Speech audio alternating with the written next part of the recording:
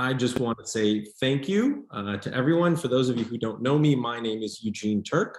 I am the Vice President of Business Development at Align, and I want to welcome you to our monthly coach webinar for May 2022. As I said, I hope everyone is doing well, and thank you so much for joining us today. We are thrilled to have Coach Charlie Janes with a presentation on how to build an aligned and accountable team.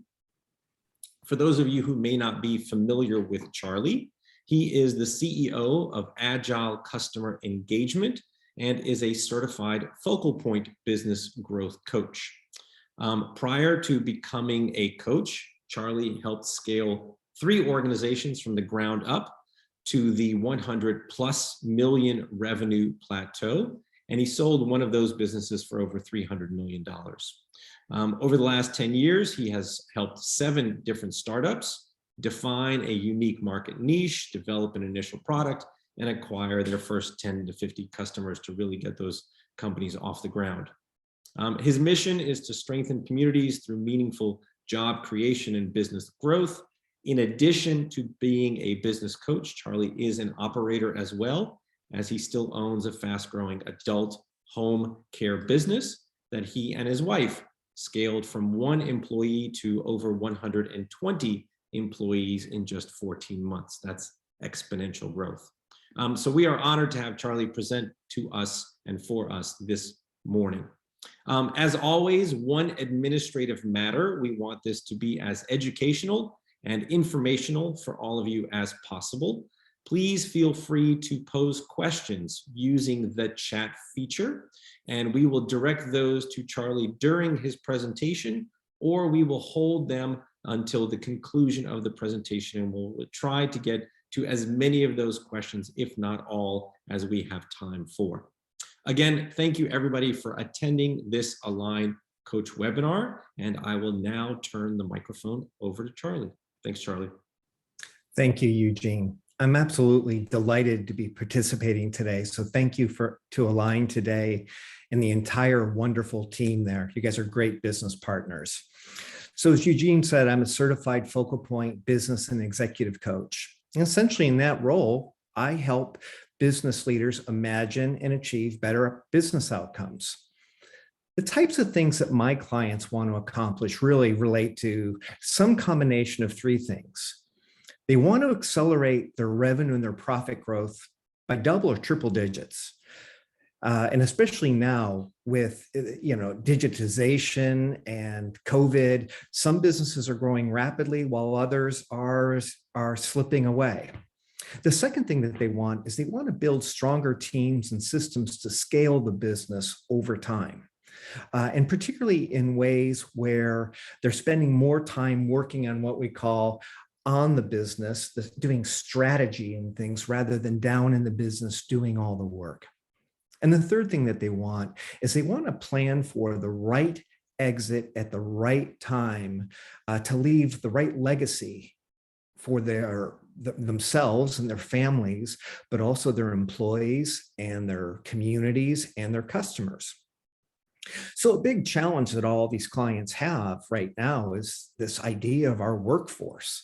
Nobody can hire enough people, and the people that you're looking for aren't necessarily bringing the right skills. And sometimes there's a lack of alignment. So that's what we're going to talk about today, is finding ways to gain better alignment. And by alignment, I mean connecting your strategy, the things that we'll talk about how to do that today, but your goals and the way you're going to achieve those goals with your customers and their needs, with your employees, and with your internal processes. And when you gain alignment, you start gliding through the water rather than going in fits and starts.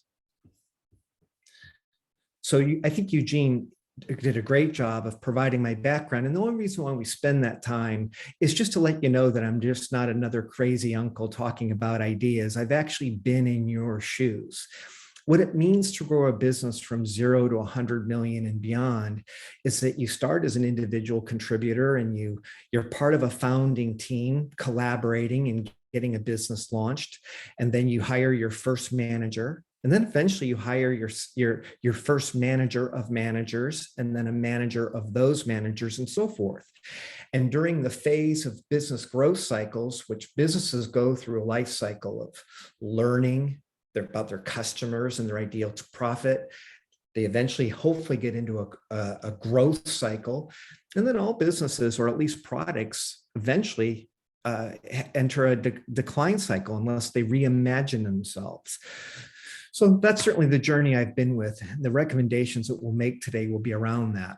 But I'm aligned with Focal Point. So those of you that don't know Focal Point, we've been around for over 20 years, founded by a guy named Brian Tracy. So what it basically means is that we have processes and recommendations that are in use by over 10,000 businesses, and over 100,000 executives use our training classes and our coaching programs. So we really act as coaches, more as guides to help you translate your strategies into the path that you want to go down. So let's get into it. There's 3 learning objectives today. We're going to talk a little bit about statistics. We're going to give you a little bit of background in terms of where we are as a society in terms of engaging with our employees and having productive teams. And then I'm going to talk about 3 ideas for building good, healthy cultures. And then from there, we'll go with 5 recommendations on things that all of you can do to strengthen and align your teams.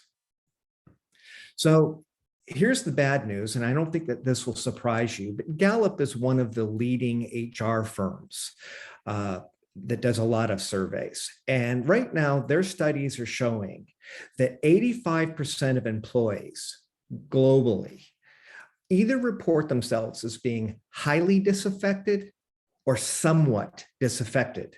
That basically means that those people aren't really connected to the health of the business as much as they're distracted by the health of themselves and their family, which isn't completely unreasonable. But unfortunately, it also means that they sometimes aren't even committed to the outcomes that customers get, which can be fatal for a business. So these statistics are partially what's driving what we hear called the Great Resignation. Many of you have heard the statistics, I'm not going to share here, about the number of people who are either ready to quit their jobs or already who have quit their jobs, which is creating an enormous impact on our ability to see businesses serve their clients. You see it all the time when you go out to a restaurant and the restaurant's not open when it normally is, or when you have to wait for a table an unusually large amount of time. There just aren't enough servers. Well, the same is true with factories, and the same is true in technical businesses as well. So it's a very, very big issue. Now, so there's really, based on this, what we've noticed is that according to SHRM, an HR association, items like maintaining employee morale, which last year was only ranked 19th in terms of importance of management attention for the effectiveness of business, is now number 1. Retaining top talent is number 2. And of course, finding and recruiting the right people when there's a scarcity of those people is number 3. And I think the main message here is that this comes down to, I think, alignment. It's not just money. So the premise for today's webinar is that with alignment, getting people bought in to being part of something bigger, bought into a team experience, is probably the most important thing that you can do to retain the best employees, but more importantly, to generate better business results. And let's talk about those business results. So according to studies by the Queen's School of Business and Gallup organization, which I've quoted before, the impact of disengaged workers are that you have 37% higher absenteeism, 49% more accidents, and 60% more errors. So the outcome, the business impact of your organization is 18% lower productivity, 16% lower profitability as you clean up all the messes caused by that, 37% less job growth, 65% lower share price, and 100% fewer job applications. So it kind of feeds on itself, that the more that you're struggling with disengaged workers, it makes it harder for your business to attract engaged workers into your business. But now let's take a look at the other side of it. If you're willing to focus time and energy on solving these problems, as we said before, many companies, these are their top priorities this year. So if they're not your top priorities, I'm going to encourage you to think about them as a business owner or as a business leader. But engaged employees, 50% post messages and pictures and videos about their business. They're proud to work there. And 33% have in the past shared unsolicited praise about their business, genuine praise. And 24% are likely to help boost sales when sales isn't their title, but yet they make it part of their business to help the business find new clients. I call this lightning in a bottle. So if you're struggling to hire people, one of my recommendations is make employee recommendations or references a major part of your program. Ask your best employees who they know, and they'll help you attract people who you'll have more predictable performance from, and you'll create a more cohesive team of people as well. Now let's kind of pivot to how we ended up here. And I don't think any of this is going to be earth-shattering, so I'm going to go a little more quickly for this part. First off, remote and hybrid work have made it much harder for us as managers to integrate in, especially new employees, but all employees, and getting good teamwork there. There's changing work preferences that you're reading about every day, where more and more people who have been able to work from home want to stay at home. And there's a lot of good news with that. A lot of their personal productivity have gone way up. But some of the downsides are that culture gets degraded. I have somebody close to me in my life who took a job in an advertising agency, and the manager, using Zoom, just simply wanted all the employees to turn on their cameras. And this person felt that that was becoming an intrusion. Now, the manager is obviously just trying to build collaboration and teamwork, but the employee's perspective has changed about what's expected of them, and didn't want that intrusion into their home. So it really kind of shows you the things that managers are up against. And again, I'm not really expecting that any of this is going to surprise you, but I do want to make a point.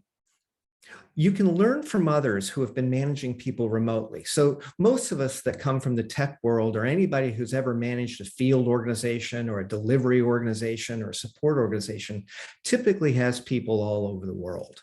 So there's a lot of best practices that you can learn from with software automation and management best practices right from the get-go. Matter of fact, I'll give you a quick tip right now. One of my favorite managers used to just have us every morning in a WhatsApp application, simply typing in the 3 things for the people on our distribution list: the salespeople, the sales engineers, the management team, the 3 things we were going to work on for the day, and the 3 things maybe we accomplished the previous day. There was no overhead, but it was a way to create camaraderie about what we were working on and coordinate very, very quickly. So there's all kinds of hacks like that available when you talk with people who are already doing this. There's also companies that have been purpose built, like HubSpot. Many of you might be familiar with HubSpot as a customer relationship management software. Well, HubSpot has over 3,000 employees, and the company, again, was built from the ground up with processes and automation around the fact that nobody works in a central office. So there are answers for these things that you can go to. Now, demographically, things have really changed a lot. I'm sure you guys have heard a lot about the baby boomers retiring. COVID made a huge impact on that. And a lot of us don't know how many of the baby boomers are going to be coming back. They're actually starting to show signs that they're not done working yet. But for the purposes of this presentation, I don't know what's going to happen. But having a strategy to incorporate baby boomers into your business and having a diverse workforce is a really good thing to do. But the other thing that we're seeing is that the Generation Z, the Generation X, the millennials, we malign them sometimes, especially those of us that are older. And I'm reminded, though, that when I came into the workforce, people older than me also had opinions about my generation or my group as well. So I think that this has been going on through time. There's a lot of things that the millennials and the younger generations bring to our businesses, and they understand your business's customers because, you know, many of the people buying from your business are that generation. But nonetheless, they're proving that they want different things. As a matter of fact, surveys say that it's not about the money, for instance. It's about the mission and the purpose of the business. So we'll talk a little bit more about that in a second. Now, another problem that businesses face, sometimes they don't know that they have it, is that they don't even understand their own culture. And worse, sometimes they kid themselves about the culture they have, and they have one for investors or customers that's very consumable, and one that the new employees find out when they show up. And that is a surefire way to have very short retention rates of your employees. So you really want to avoid that. So what do you do about this? Well, I'm sorry, I skipped one really important thing here. So surveys from Glassdoor. Glassdoor is an application where employees can post their resumes when they're looking for jobs, but more importantly, it's a place where employees go to rate their employers. And one of the studies that Glassdoor did, it says that 77% of candidates in 2021 check websites about things like the values to see if there's an alignment. So they're grading their employers now. So it's really important that you do have your values well represented and they're consistent with the way your people really behave. And finally, 79% of employees now are looking into the real mission before they apply to businesses. So now let's talk about 3 things that you can do to make your culture a strength itself. A lot of companies don't actively measure how satisfied their employees are. But before I mentioned Glassdoor, and one of the worst things that you can do is wait to get posts from disgruntled employees that are either unhappy in your organization or who have already left your business, who are giving you bad ratings. And on the other hand, I've actually worked for companies where the management team actually badgered the employees into giving them good ratings so that they would attract other people. Well, you're probably wondering, how effective is that? If you're trying to attract people and you're saying that your culture is Y, but it's really X, you're going to have a lot of turnover. And turnover is really expensive. Studies show that the cost to replace an employee that resigns on you is anywhere from 50%. Some studies show 300% of the actual cost of the employee, depending on the amount of training that you invest and the amount of capital equipment, things that are assigned to those people. It's a very significant thing to lose an employee. So getting it right the first time is important. So the first recommendation is surveys. And Glassdoor can be an after the fact survey, and it's also a very public survey. I encourage my clients to use something called an employee net promoter score. For those of you that aren't familiar with net promoter score, it's the ultimate question. It asks customers, or in this case, when you put the E in front of it, it asks your employees, it asks the ultimate question. How likely are you to recommend our business to someone that's close to you? And if they give you an 8 or a 10, that means they're a promoter. They're actively promoting you. I'm sorry, a 9 or a 10. If they give you a 7 or an 8, they're neutral. And anything below that, they're negative. So you basically measure the positive, you subtract the negatives from positives, and you have an actual score. And each industry has their own ratings for employees and customers. So one of the first things I do when I go to work for a company is I ask them to start measuring their employees' net promoter score so that they can get an internal read on what's going on.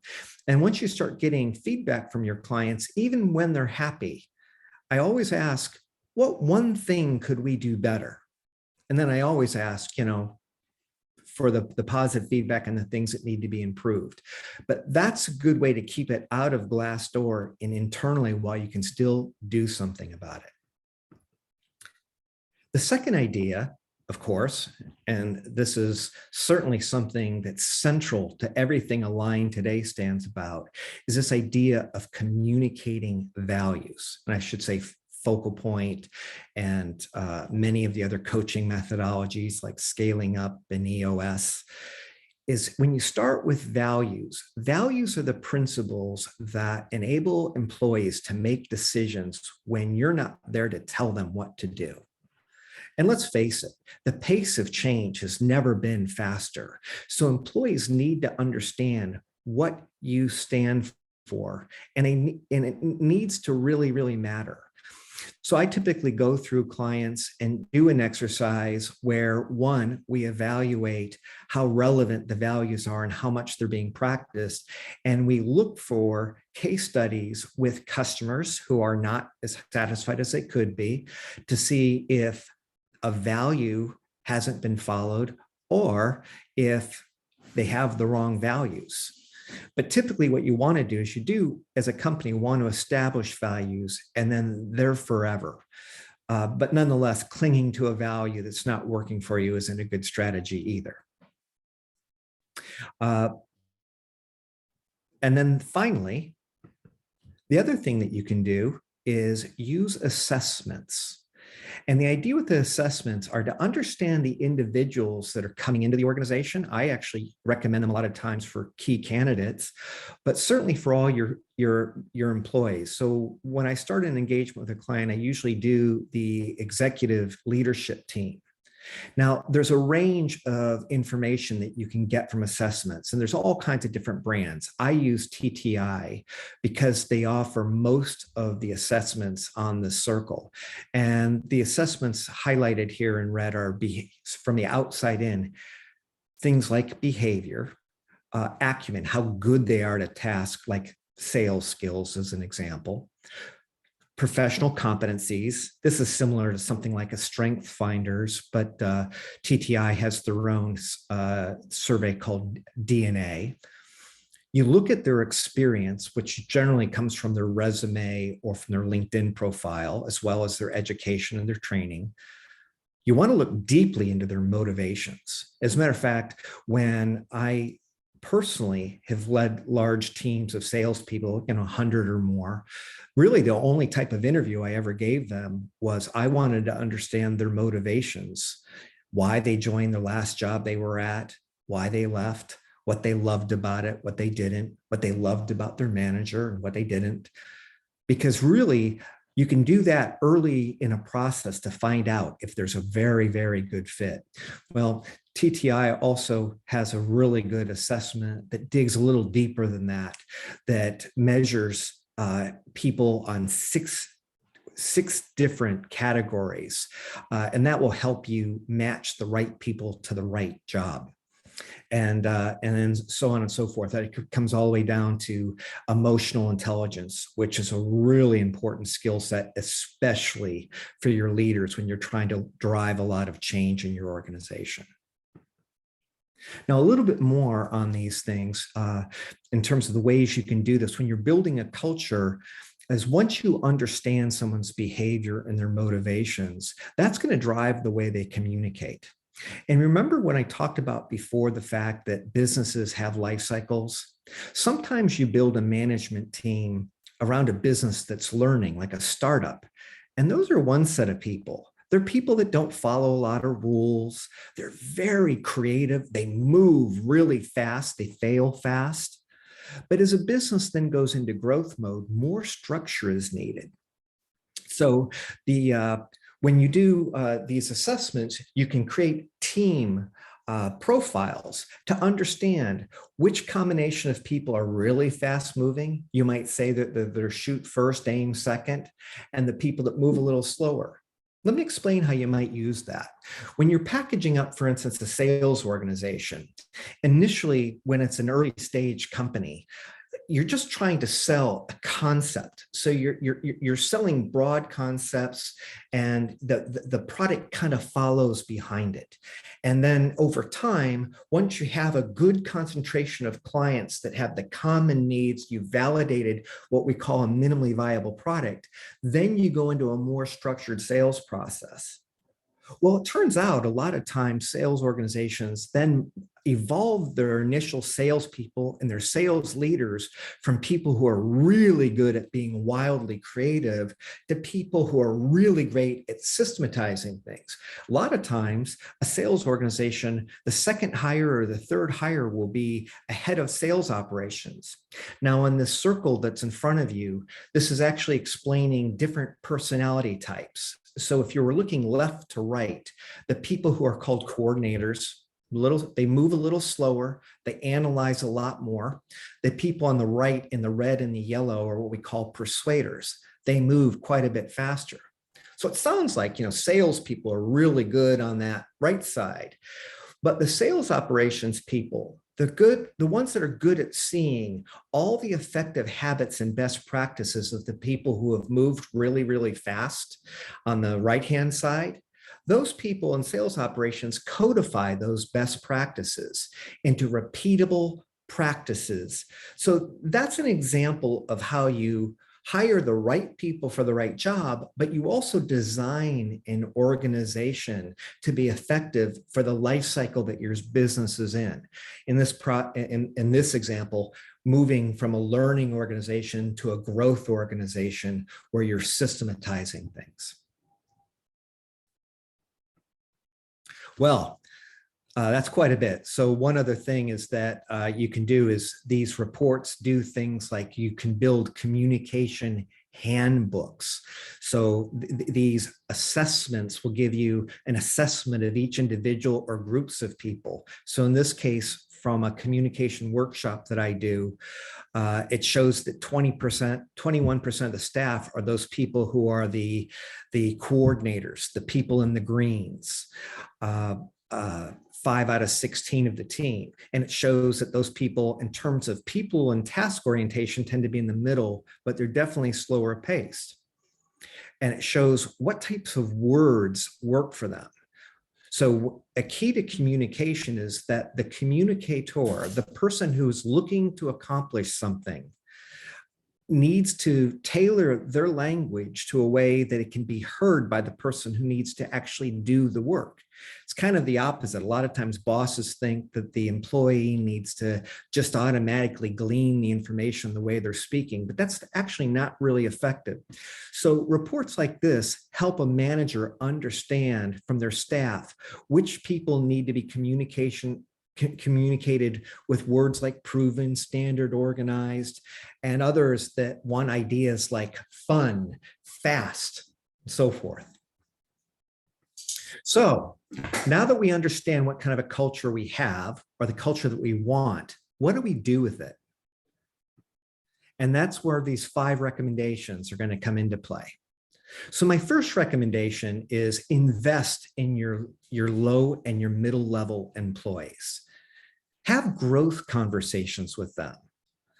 You want to sit down with them early, and whereas the first meeting needs to communicate the organizational goals. It's really important that everybody understands what success is for the organization and success for your clients as well. But ultimately, every manager, every management team needs to understand what success is for the individual if you want to retain those people. And then ultimately, you want to have some realistic assessment of strengths and weaknesses. And that's all part of career planning. What motivates them? What qualifications do they have? And I always recommend assigning a mentor to that person, somebody who's not the manager, that they can ask questions, they can do trial balloon. If they're making mistakes, a safe place to go where they can figure out ways of correcting those mistakes or preventing mistakes.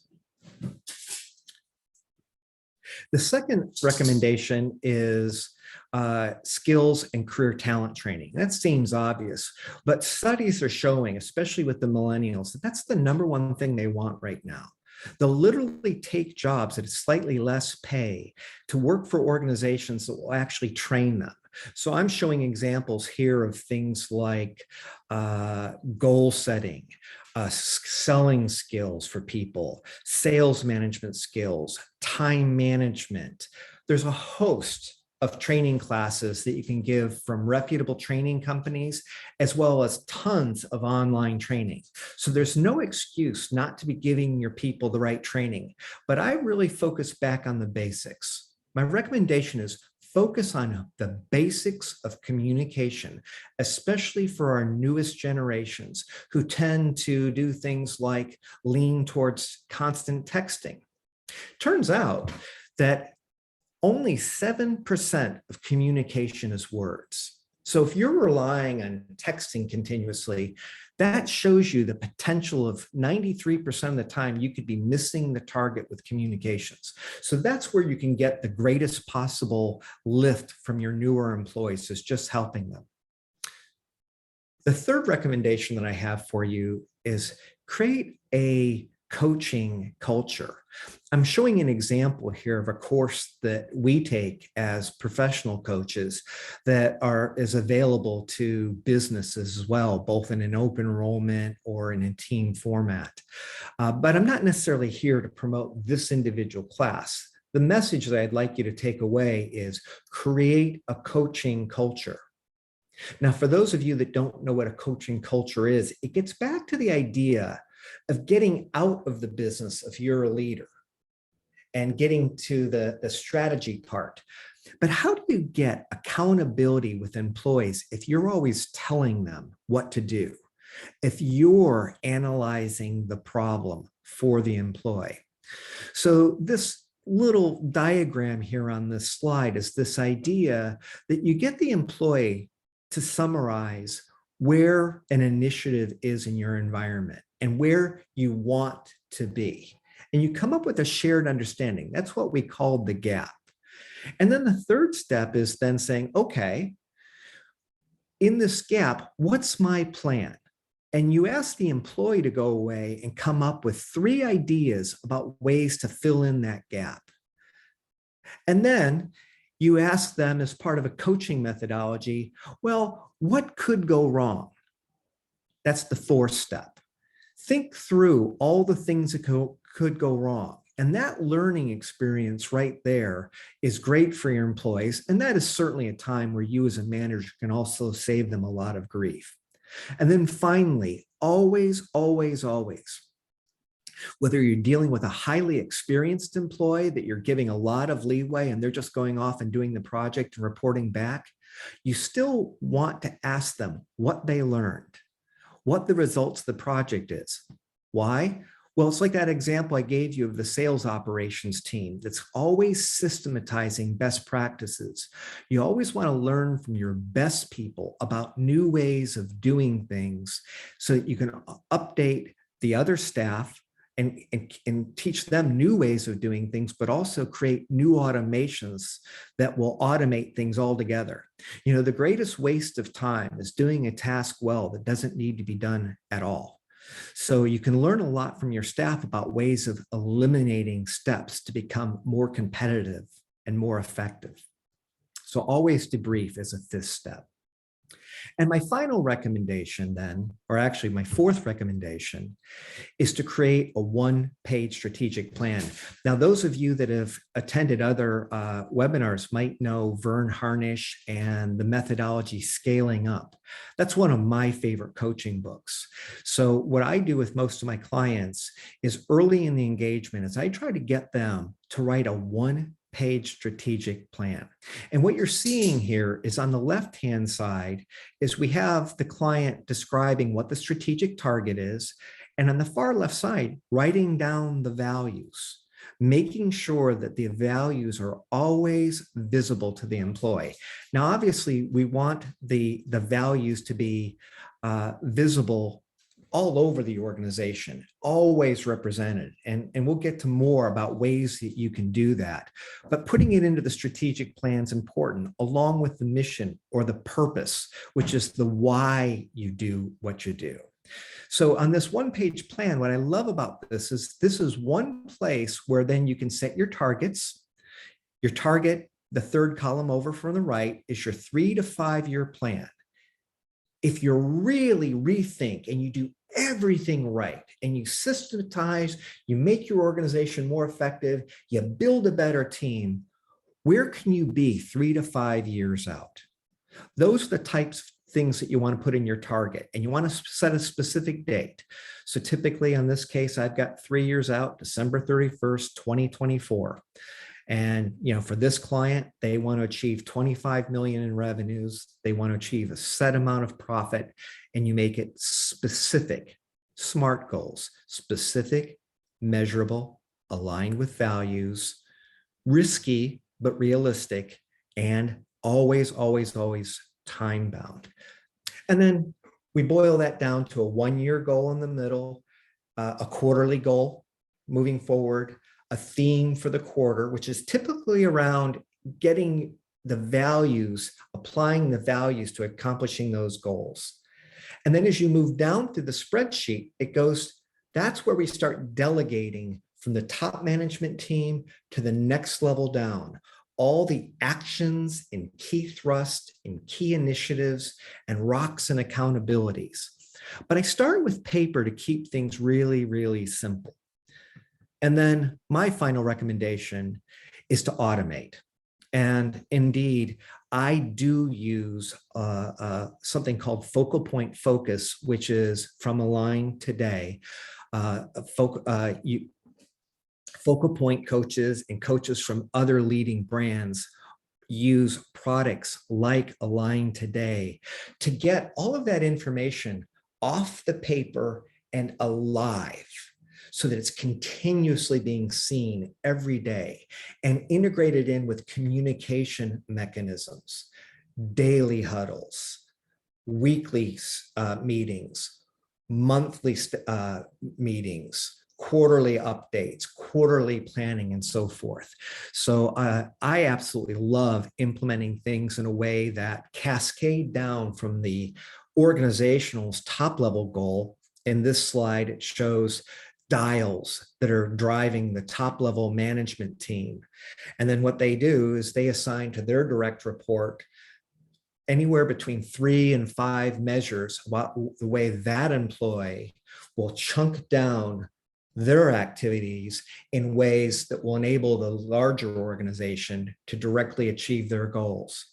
Now, you remember we talked about the psychology of human beings, the way people like to be part of things. This is where I want to tie it back together.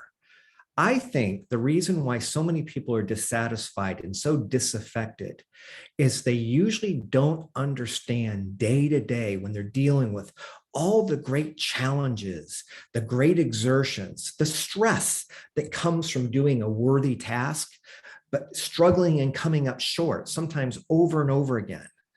It's not tied to how the organization's doing. That gets lonely and people quit. But when it's tied to an organizational success, and when you can raise your hand and ask for help when you're blocked, that's what creates a high performance team. So that's the basic idea with automating, where these things, these goals, these initiatives, day-to-day status becomes available on the employee's desktop, for a working employee, on a phone, and so forth.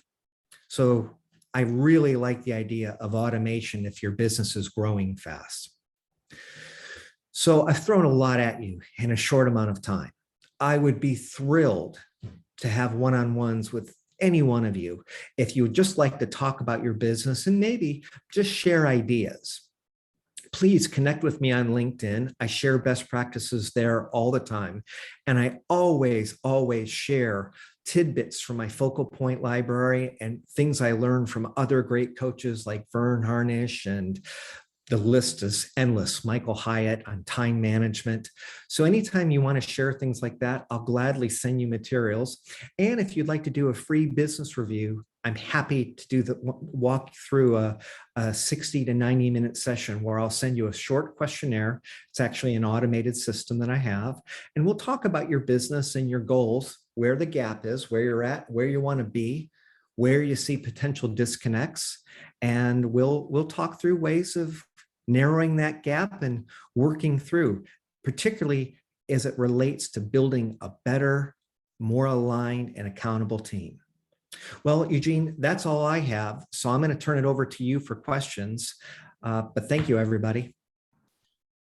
Thank you so much, Charlie. A wonderful, wonderful presentation with lots of powerful information that hopefully everyone can sort of digest. Again, for those of you who do have questions, please feel free to post those in the chat. I certainly have a question, Charlie, and that really has to do with, in terms of you're a new business, you want to create a culture, but how do you sort of go about doing so versus sort of having a culture organically create itself within the organization rather than the founders or the CEO of a business sort of imposing their culture upon the organization. So sort of, there's two different schools of thought, because a lot of times founders will say, this is my organization, this is the culture I want it to have, rather than sort of the employees from a bottom down creating a culture that is really the culture of all of the employees that are actually working there. Just welcome your thoughts on that. Wow, that is such a great question. And I've worked in multiple organizations. There's a great podcast. Reid Hoffman was the founder of LinkedIn. And he has a podcast on scaling businesses. And I listened to a podcast the other day about creating a hiring culture. And it gets back to how a lot of startups happen when a founder only has a vague idea about what the product will be. And sometimes one of the first things they do is they start surrounding themselves with a couple key people that they've worked with before that believe the same things that they believe. So Reid, in his case, believes that building a truly great company that's going to scale fast, and that's the key. Lots of businesses start and stay in a tiny incubator mode, losing business, remaking themselves over and over and over again. Reid argues that the first couple of people you hire are doing nothing but thinking about the next 5 people you're going to hire, the people who can flesh out the product idea, the messaging idea, the culture ideas, and that you purposely build those values from the ground up on day one. Now, on the other hand, I do personally value, I've been on that end of it where I was recruited in by a Fortune 500 company to create a software module where on day one, when we showed up, they handed us the values of this company, which was the world's 3rd largest furniture company, which was completely, those values were completely off base in terms of making decisions quickly, taking risk, failing fast. A $2 billion furniture company doesn't want to fail fast at all. But a startup company with a limited budget does. So I see the argument in both, and I think there's some give and take. Yeah, and the reason that I asked the question is we have heard, obviously we have worked with a lot of companies that do strategic planning sessions, and as part of those planning sessions, one of the exercises is to develop your core values. And so you bring in lots of voices, lots of different leadership and middle managers to sort of participate in that exercise of creating your core values. And there is group think that comes up with those core values, and yet then the CEO or the founder of the organization goes, well, yeah, but that's not a core value of mine, and I started this company. And so, there can sometimes be sort of dichotomies of values between the founder and what he really what he or she envisioned were going to be the values of this business, and the values that are actually created by all of the employees when you bring in outside voices to sort of do that exercise. Well, there's an absolute truth that some businesses are conceptualized to be a certain type of business. and then become a completely different business based on market demand, a couple key employees. So certainly I can see the need for a founder to be a little bit flexible if the values fall out of line. But one interesting point of thought, and I get this from Brian Tracy, and I get this from a lot of the other huge coaches, is that vision is the thing that can't be outsourced. At the end of the day, there's the vision.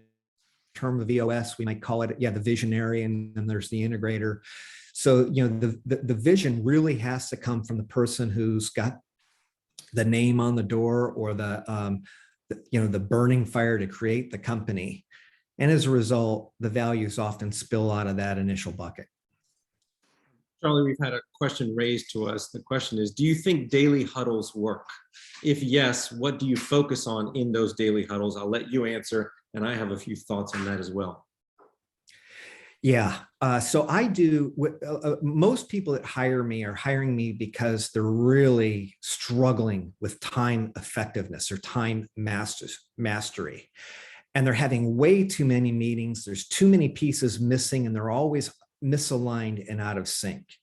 So some of the steps that I normally do is I try to get the executive team on an ideal week calendar, an idea from Michael Hyatt and company, and probably others as well.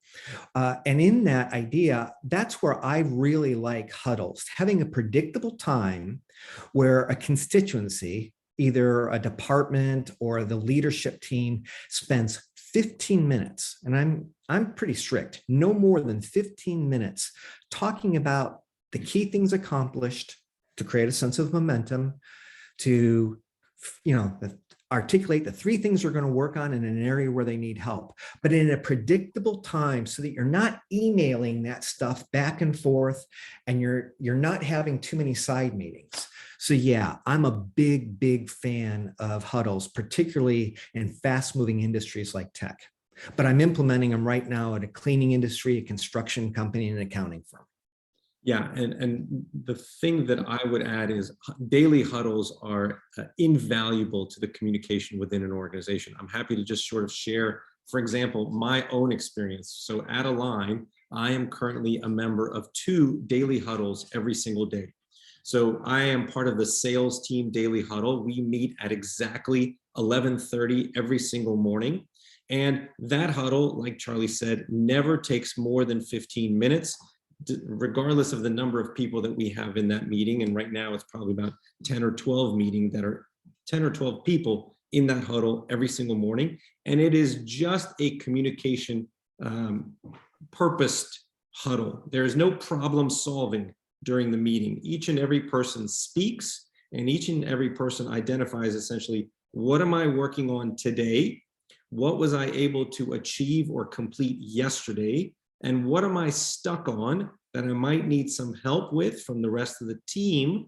Or is there some good news that I want to share so that we can all sort of celebrate that work getting done? That's it.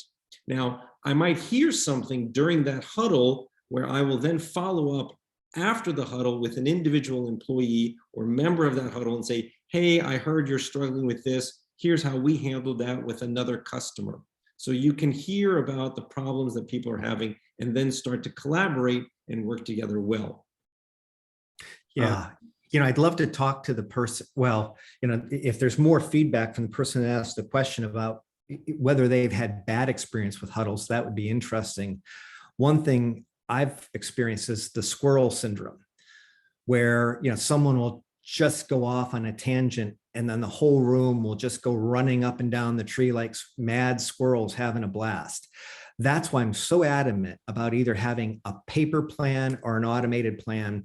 So typically when I implement automation in the huddle, on the huddle page, that's why the person's goals are always there, to always keep everybody focused on what the goal is and not the tangential issues.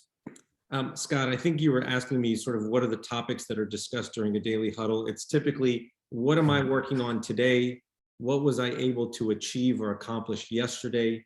And am I stuck on anything or that I need help with Or is there some good news that I want to share with the rest of the team so that we can all reward and celebrate those accomplishments? To your point, Charlie, that's part of the sort of the best practices that we share with all of our customers who use the Align sort of family of software tools is you ask your employees to literally spend no more than 5 minutes doing some pre-thought before the huddle and go into the software, that's your automation tool, and go ahead and document, this is what I did yesterday, this is what I'm working on today, and this is the good news or the stucks that I need to discuss. Because you're absolutely right. The worst thing that happens in a huddle is when you start to get sort of off the cuff, information being sort of thrown up by various employees. They haven't done any pre-thought, so they're sort of just ribbing and trying to rack their brains about what's the most important information that I need to share. So if you just ask your employees to spend 5 minutes to do a little bit of homework or pre-thought before each huddle, that is what really keeps the huddle to less than 15 minutes, and it makes it very efficient and very productive. So I was just going to continue. So I have a sales team huddle, but we also have an all hands huddle every single day.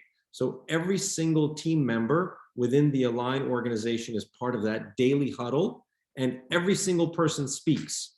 And it's a large group at this point. And even still, that meeting we do at 11:47 every single morning. And the purpose at that time is because we don't want to get into the lunch hour. Everybody knows that this is a very short huddle, 15 minutes or maybe 20 minutes at the most, where everyone is going to get at least 1 minute or 30 seconds to give that update. So that way I know what development is working on. I know what marketing is working on. That's not my world. I don't need to know the nitty gritty or the details, but from a very high level, I am immediately every day informed of what those teams and what those individual employees are working on to help me know what's going on in the organization. So we'll end there with huddles. There was a question, Charlie, that was posed sort of, do you have any recommendations for companies building a strong culture with remote teams? Obviously, we do ENPS to sort of gauge employee satisfaction, but in terms of really building that culture, how do we do that when we don't necessarily see each other day to day, or we have remote team employees and team members? Yeah, the most important thing I would say is learn from companies that have already done it. There's case studies, podcasts.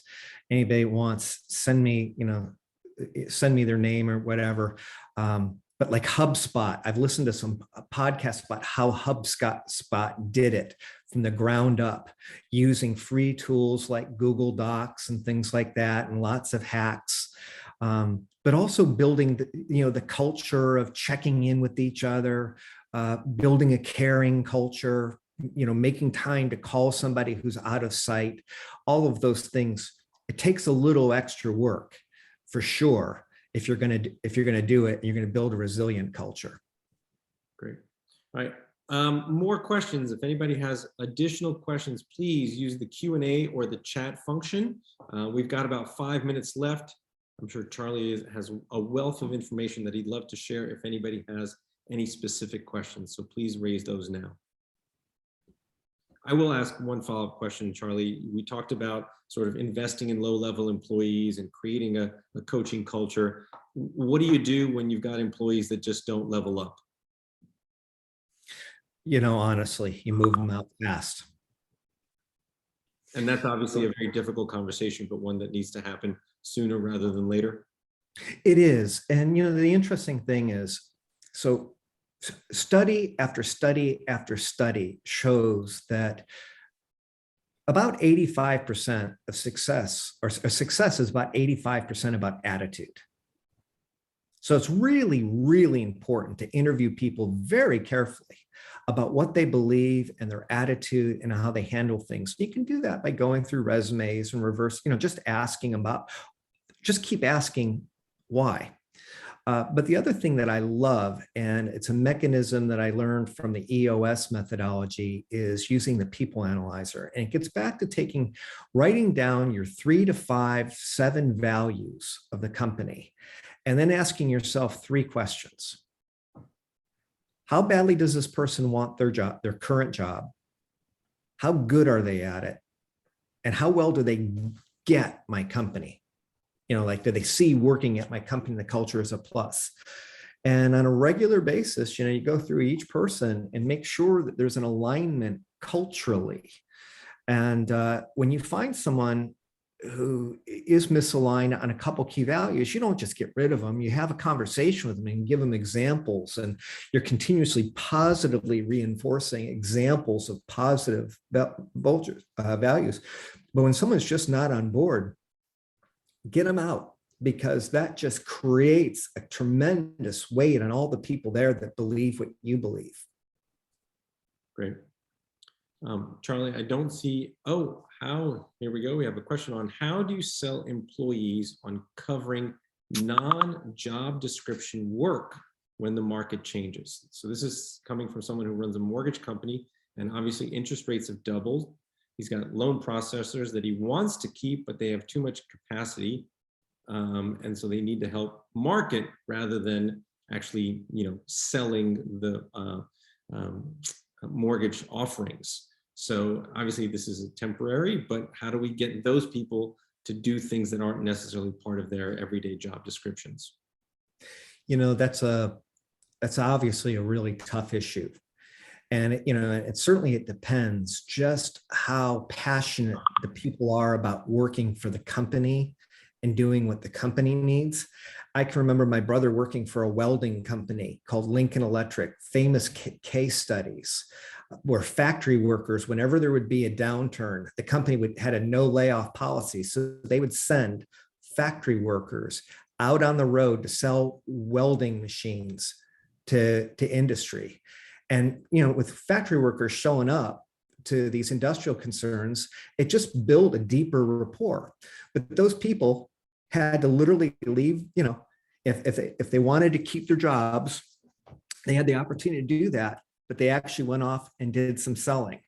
But Lincoln Electric had a legendary culture where people were passionate about the health of the company and the success of their clients. So it was a great way to keep the saws sharpened. So I would look for an opportunity to align in a downward cycle, how performing those types of tasks will strengthen the employee overall and help them overall, either within your organization or just be more successful overall. But if they're tasks that they just really dread, if they're in what Michael Hyatt would call the cycle of drudgery, where they're not passionate about it and they're not good at it, then it's not going to happen. It's not going to be a good fit. I think the other key element is that you have to communicate with those employees sort of all the information as to why it is that you're asking them to do this, to help them better understand sort of the conditions of the market, the conditions of the business, and so that they have a better understanding why they're being asked to do something that is sort of outside of their scope of employment. And hopefully you have a team of team players who are all willing to pitch in and sort of go above and beyond to do things that they wouldn't normally be asked to do. All right, we have reached the top of the hour. Scott says, I like the idea that this is a no layoff policy need. Sounds great. All right, I'm very sensitive to everyone's time. I certainly want to thank you all for attending today's coach webinar. A huge thank you to Charlie for a great presentation. You can learn more about him by visiting his LinkedIn profile or sending him an email at cjanes@focalpointcoaching.com. As always, we encourage you to use the Align software if you're using it to do a lot of these things that Charlie spoke about. You can do ENPS, you can manage your daily huddles, all within the software application.